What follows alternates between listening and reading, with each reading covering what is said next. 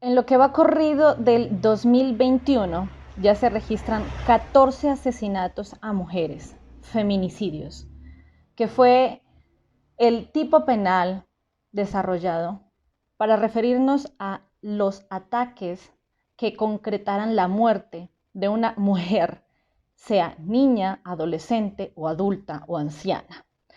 ¿En qué circunstancias se le llamará feminicidio? Cuando se realiza por la sola circunstancia de ser mujer.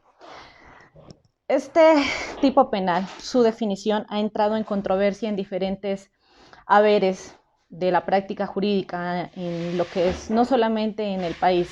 Y a pesar de la polémica que el término feminicidio ha suscitado en diferentes regiones del país, también la misma discusión se lleva a cabo en otros países del mundo. El sesgo objetivo recae sobre la palabra como tal al referirse a un sector de la población, en este caso el femenino, y de los posibles desconocimientos hacia el sector o hacia el género masculino. Y no solamente eso, sino también en la sola circunstancia de recaer en la mujer como sujeto pasivo de la acción o como la víctima de tal acción. Las polémicas sobre el término feminicidio son de muchos tipos. El principal es por el sesgo objetivo que podría estarse recayendo al no reconocer otras circunstancias más allá que la de ser mujer, lo que ha significado una pugna entre las personas del género masculino y las personas del género femenino, ya que se dice que es una posición privilegiada o ventajosa que se le está dando a la mujer por el solo hecho de ser mujer.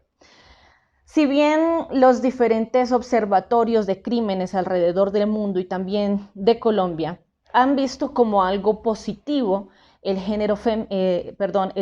delito de feminicidio, ya que ayuda a disminuir o al menos a llevar la discusión sobre el plano de la violencia basada en género.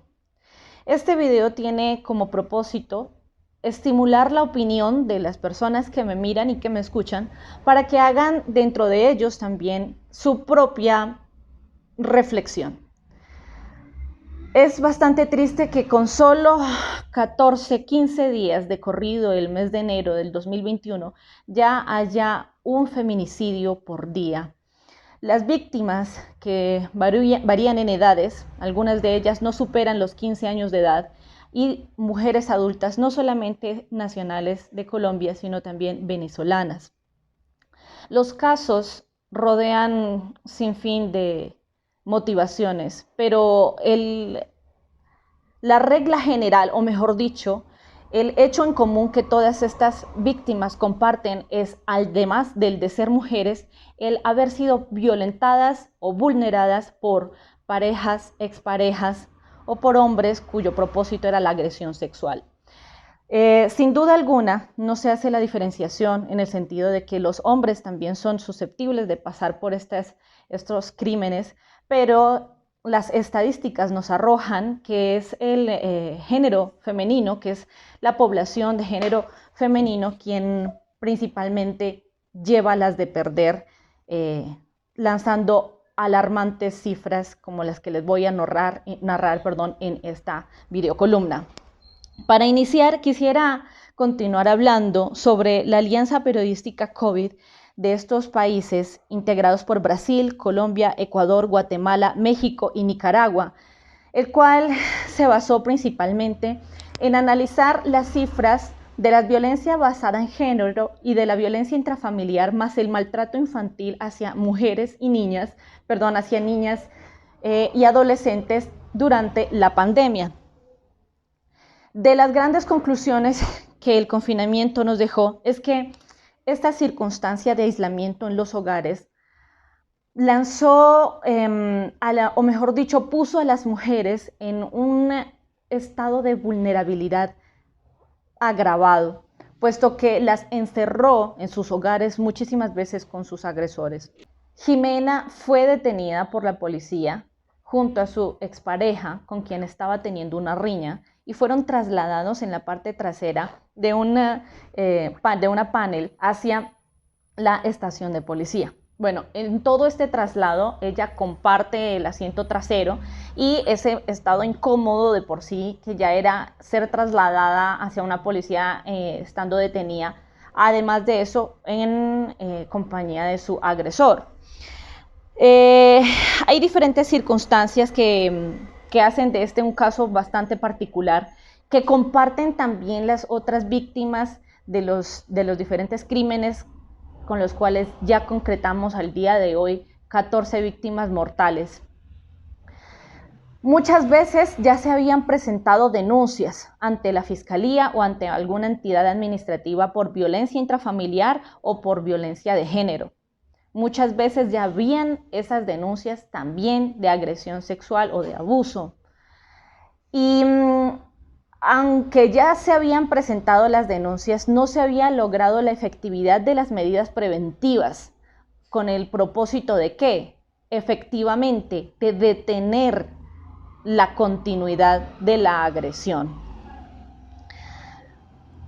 En el caso de Jimena, ella presentó un documento de protección a la policía y lo que encontró fue una reticencia por parte del operario al decir que ese documento no era suficiente.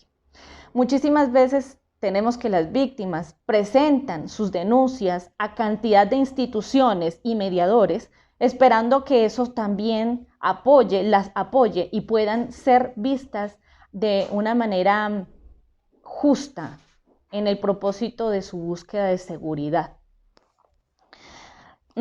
Después de el acostumbrado papeleo, nos dice Jimena, cuando ella llegó finalmente a la estación de policía en compañía de su agresor, en el momento en el que los están escuchando para encontrar las razones del porqué de su riña, ella dice que siempre se tolera lo mismo, una cantidad de papeleo mientras logran encontrar cuál fue el motivo de la pelea. Entonces encontramos que hay una cantidad de burocracia, que hay una cantidad de vueltas, entre comillas, que tiene que dar la víctima para que sea escuchada de alguna forma. Desde la parte jurídica y desde la parte del ejercicio del derecho, muchas veces vemos como es de engorroso, pero al mismo tiempo necesario y obligatorio, que para cumplir con las rutas de atención se certifique la calidad de la víctima. Es así como medicina legal y diferentes instituciones y entidades que median en la práctica de la ruta tienen que lograr encontrar el antecedente de la víctima o de la denunciante para que ellos puedan establecer la atención que se le va a dar a esa persona.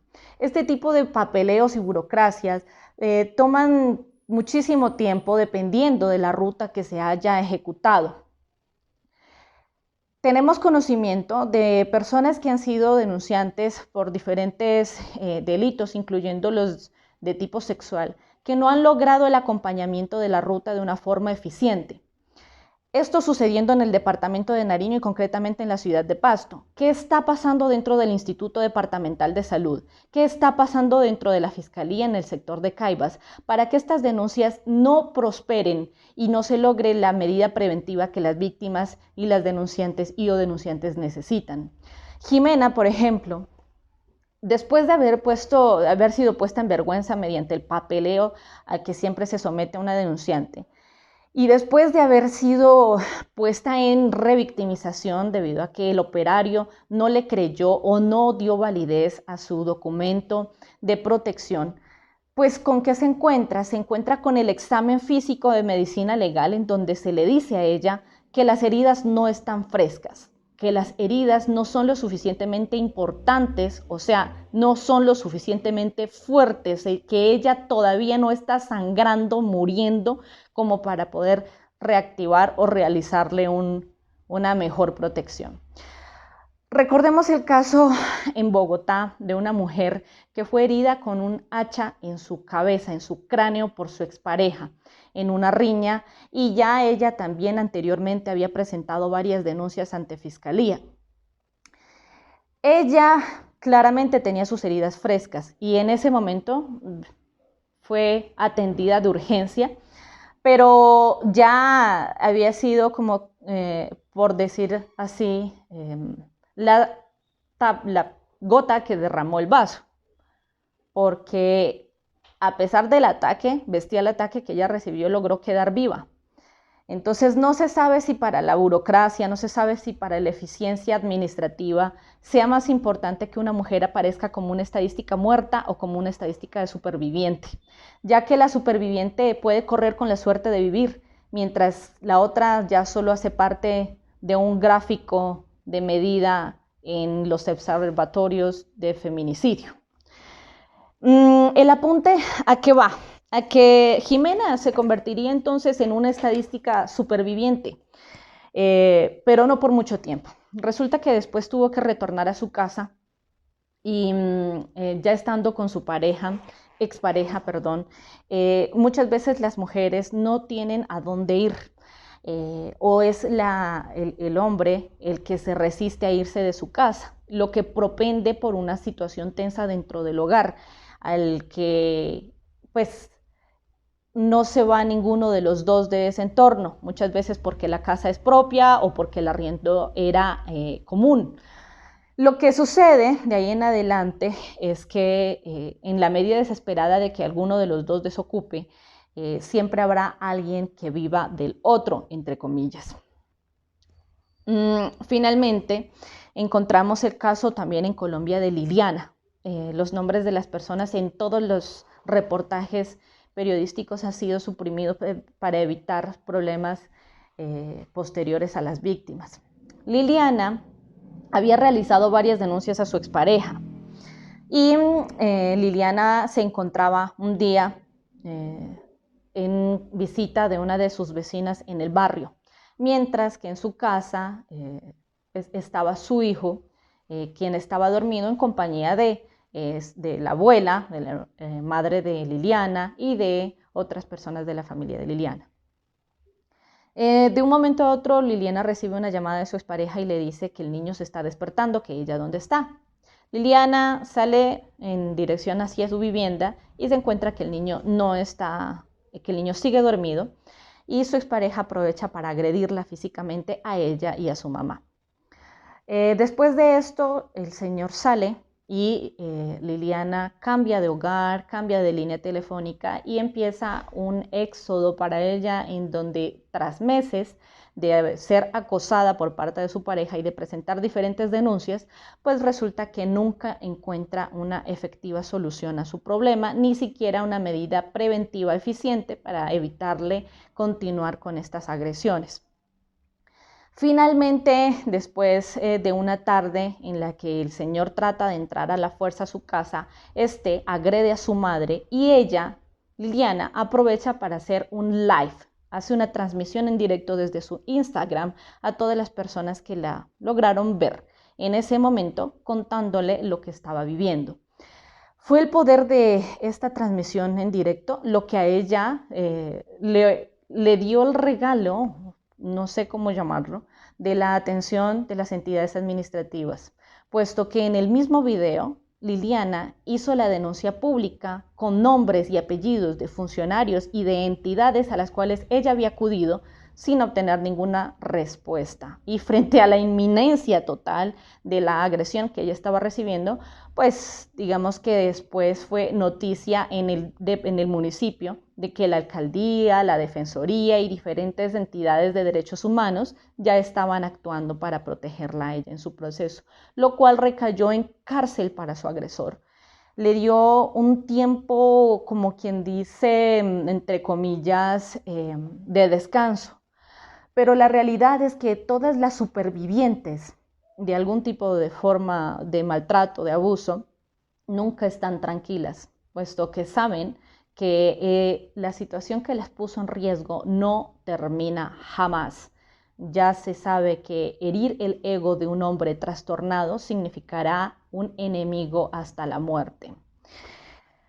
Continuando con esa situación, Jimena había solicitado muchas veces una medida de protección y siempre había sido inútil. Lo mismo sucedió con Liliana y esto también sucede en el 90% de los casos